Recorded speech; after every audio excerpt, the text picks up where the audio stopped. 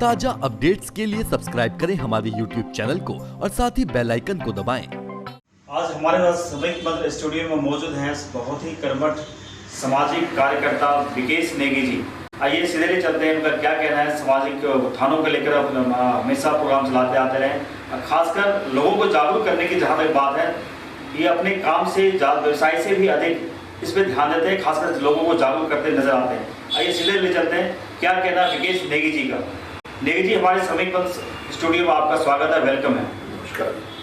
जिस तरीके से लगातार आपने वकालत करते समय टाइम निकाल के भी या वकालत कर को देखते देते हुए आप सामाजिक काम को भी ज़्यादा प्राथमिकता देते हैं, ये कब से अपने सामाजिक क्षेत्र से जुड़े हुए हैं? देखिए, स्कूल डेज से हमारा ये चीज़ में रुझान रहा है। अपने जितना हमसे हो सके हम एक दूसरे की मदद करते हैं। अब धीरे धीरे फिर ये हमारी हॉबी में आती है। ये हॉबी की बात करें तो प्रोफेशनल से दिल से दिलो जान से करने लगे इस काम को, समाज को ऐसे इंटरेस्ट कैसे कहाँ से उत्पन्न हुई? आप इंस्पायर किससे लेके किससे मिला आपने? देखिए, कई चीज़ें ऐसी होती हैं, समाज में ऐसी घटनाएं घटती हैं कि आदमी का मन ये होता है कि हमें एक दूसरे की मदद करनी चाहिए। दूसरी चीज़ जो हमारा व्यवसाय है कानून का, वो मैंने इसलिए चुना कि मैं किसी भी तरह से दूसरे गरीब जो तबका है या जो पीड़ित लोग हैं उनकी मदद की है।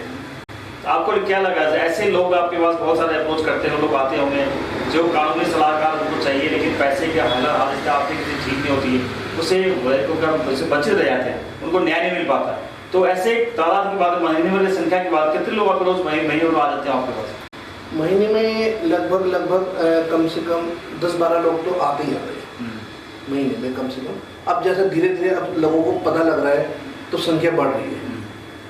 तो आपने बहुत सारा पीछे मुद्दा उठाया भी, एक मुद्दा आपका हाईलाइट काफी प्रचलित रहा, खासकर आबकारी विभाग को लेकर, जिस तरीके से अनियमित वैध नौकरियों को लेकर मामला, क्या मामला था? हमारे श्रमिक व दर्शकों को बताइए, मामला है क्या? देखिए, आबकारी विभाग का मामला ये है, ये आबकारी से लेके कई और विभागों में है।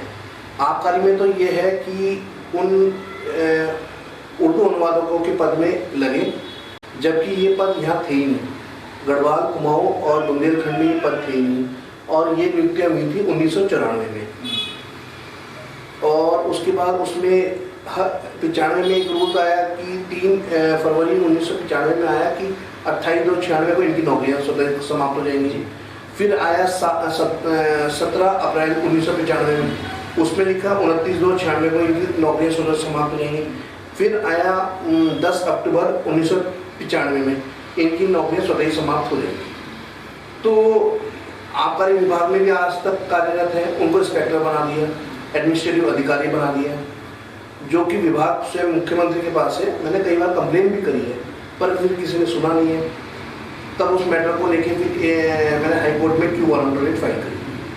तो जिस बारे की बात करें, आज का मामला नहीं, यूपी लाइन का मामला है। तो आखिरकार इतने सालों में बहुत सारे लोग हैं, जागरूक लोग भी यहाँ पे काफी लोग हैं, ये किसी की नजर इस पे नहीं गई। आपका अचानक इस पे ध्यान कैसे आकर्षित हुआ? देखिए, मैं एक बार एक जजमेंट पढ़ रहा था उर्दू अनुवादकों का, उस पर लिखा हुआ था, वो 94 की नियमावली बताई गई थी। फिर मेरे किसी ने मुझे बताया कि इस मैटर में कुछ और भी है। तो मैंने जब आरटीआई के द्वारा इसमें छानबीन करना शुरू करा, तब पता लगा इनकी नौकरियां तो 96 में खत्म हो चुकी हैं, और आबकारी विभाग में ये पद थे ही नहीं। गढ़वाल, कुमाऊं, बुंदेलखंड में ये पद ही नहीं है। विकेश जी, इसमें बताया कि सर इसमें आबकारी ने, पुलिस विभाग, महकमे में बहुत सारे इसमें इस तरीके से अवैध नौकरियां आज भी काबिज हैं। इसके तादाद तो सब मिला के आज के प्रदेश की बात, कितने लोग, लगभग कितने लोग होंगे? लगभग 150 के करीबन तो लोग होंगे। तो 150 के मतलब अवैध तरीके से नौकरी पर काबिज आज भी है, ये कहना आपका? जी। अब क्या लगता है, जिस तरीके से बाहर होते हैं, नहीं सिर्फ 150 लोगों को रोजगार मिला होता है, युवा को उसको नौकरी मिलती है इसमें, तो किस पे क्या कहेंगे आप?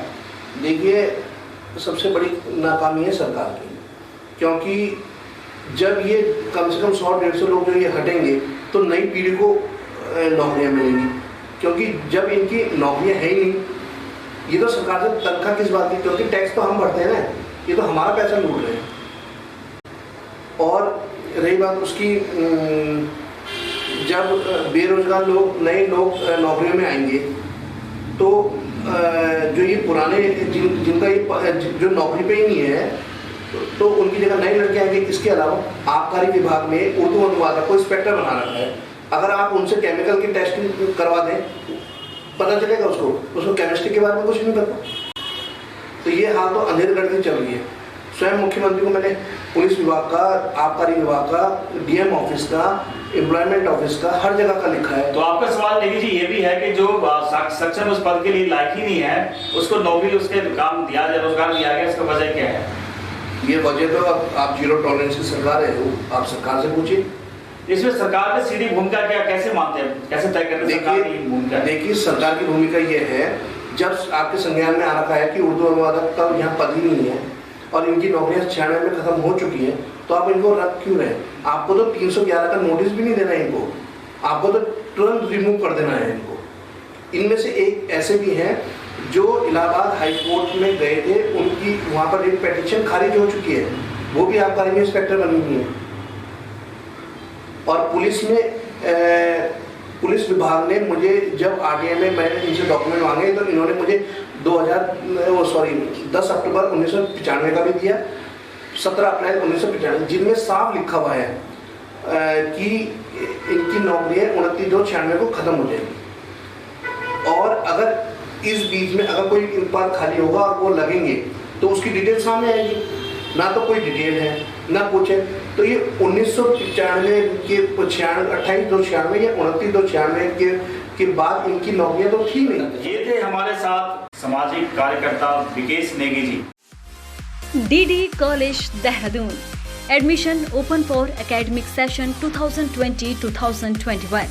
Course available: BSc in Computer Science, Agriculture, PCM or CBJET, MSc Physics, MSc Chemistry, MSc Mathematics, BBA, BCom Honors, MCom, BA, MA English, MA History, PG Diploma and MA in English, B.Ed.